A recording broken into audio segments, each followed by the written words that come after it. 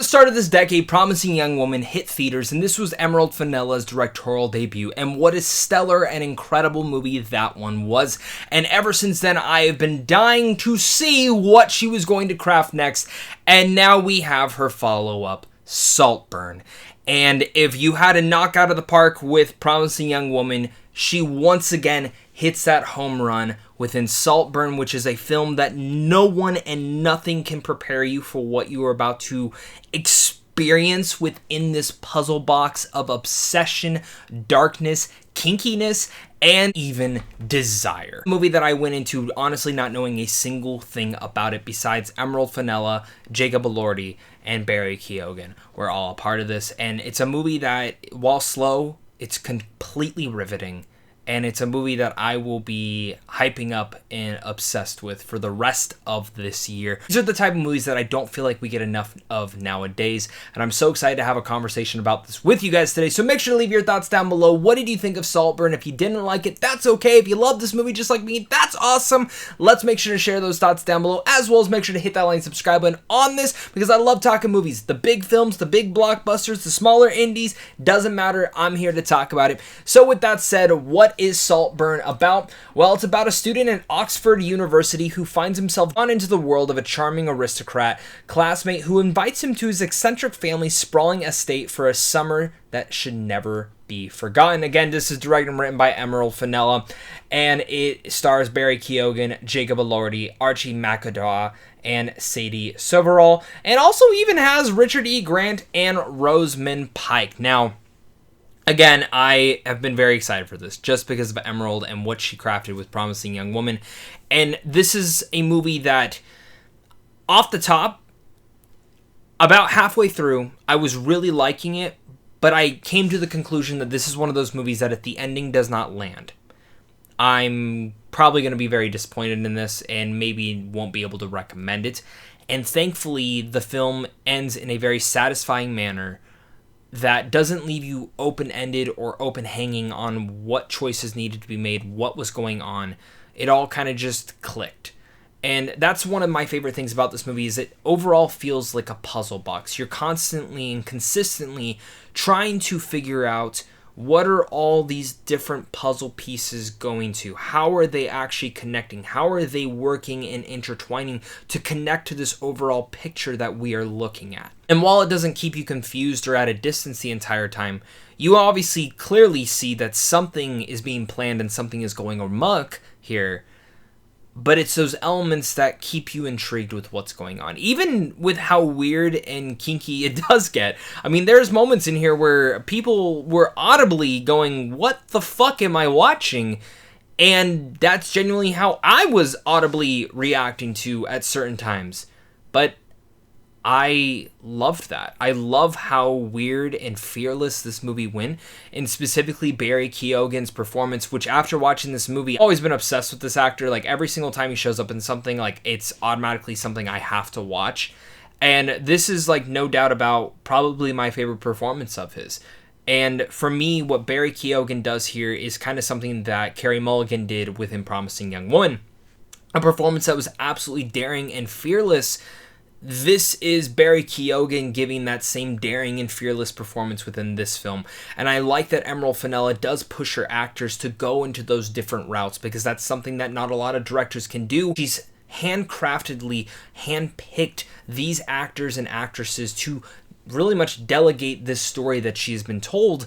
And what Barry Keoghan has to do in here is a transformative performance. And it is awkward, it is obsessive, it is weird, and it's gross at times, but it is one that will stick with me for the rest of the year. And I think Barry Keoghan, again, just is one of my favorite actors working today. Anytime he is in something, I will be there to watch it. Alongside Jacob Elordi, who I just saw in Priscilla, I thought he did a good job as Elvis, but in that film, he was more of the silhouette and the look of who Elvis was than more of the performance. And I like him in Euphoria as well. This is really the first performance, so that I can nail down where I'm like, okay, I get the hype. I get who Jacob Elordi is. I think the performance is absolutely stunning in what he's actually carrying out here. And I think for me, it's one that, as a performance, you have to be intertwined and understand why so many people are obsessed with this man. And while the looks and all of that can obviously be a part of it, it's the performance and the charming nature that he really brings to this role that honestly just sucked me right in and sucks you into this entire story. Archie Madekwa is just fantastic. He was great in Gran Turismo earlier this year. He's great in this. Sadie Soverall, I thought, was fantastic as Annabelle. Rosamund Pike is actually someone I wish was in the film a little bit more, but is still stellar. And Richard E. Grant is just, he's Richard E. Grant. He's always fantastic.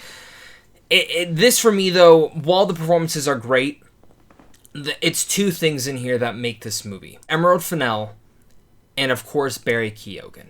You have his performance, which really makes the entire film, but it's also Emerald's direction and script that makes the film continue into that riveting nature. You can have an excellent performance, but you absolutely need that script, that story, those reveals, and in the end of the day, that direction to execute all of this. Like I mentioned, halfway through the movie, I was like, the ending's going to be the biggest part about this. And I think the way that this film was written, and in the way that when you do see the ending and you do see the climax, you can kind of relay back on all these different moments in the way that it clicks. And it feels like it's a movie that will be heavily rewarding on multiple rewatches. It's a film that you kind of like leave the theater and you're wanting to rewatch it already right again because you want to be able to pick up on these certain nuances. And whatever you saw in the trailer or whatever you've heard people talk about, I mean, the film is a lot different than I expected it to be laid out. A lot of that goes because of Emerald's direction and the way that it is very much more of a slow, riveting tale in so many different nuances that I wasn't expecting. It feels like an old school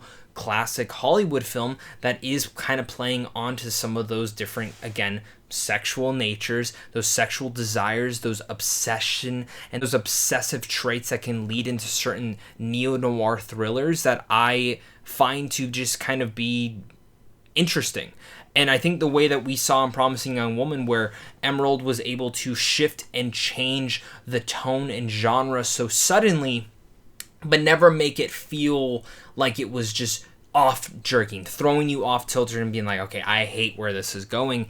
Saltburn slowly has this slow, riveting, ticking time bomb where it just continuously tells this story and you're understanding it, you're locked, you're obsessed with what's going on, even though you have no idea where it's going.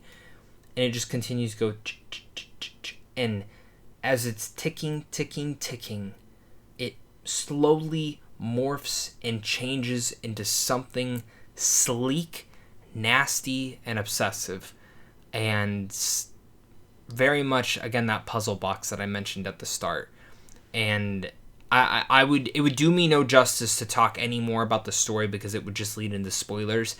And I think the more vague you go into this movie, the better. Reveals, the shocking moments, certain things that will just make you go, what the fuck am I watching? But I say that in all the best ways. And I think this is a movie that will reward you for your attention to detail, your attention to everything. And speaking of attention to detail, the cinematography is absolutely stunning. I think for me, this might be my second favorite shot film of the year.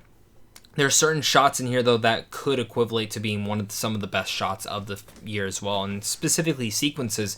And the production design, the costume design, all of that is completely lavish and point blank stunning. I mean, the whole film very much is that. And I just found Saltburn to be somewhat of a masterpiece and something that I am just obsessed with. And the more and more I think about it, the more and more I love it. Nothing can honestly prepare you for Saltburn. It's an unsettling, twisted puzzle box of darkness, obsession, kinkiness, and desire. Emerald Fennell stuns again with a slow, riveting tale that will have your jaw drop. Keoghan delivers such a fearless performance, and I honestly can't believe what I had watched, and the fact that it actually did land that ending. That is such a big thing where I feel like we'll have those first two acts that climb up this tower, and then you have this third act that really has to deliver. And for me, the third act did deliver here, and specifically what it was trying to introduce. There's a couple phrases that I really want to mention, but I feel like if I do, it will give away too much to the story. Just go into this with a completely open mind that this is going to be a slow, riveting tale that in a way feels like something logically real to this world. and I think neo-noir thriller fans will really dig this overall story and what Emerald was able to craft. So with all that said, I'm going to give Saltburn an A+. Now wait to see this movie again, and I can't wait to hear your guys' thoughts down below. This is very much a very unique and extravagant movie that I think a lot of you guys will be very interested in. Definitely leave your thoughts down below, and of course, until next time though, stay classy.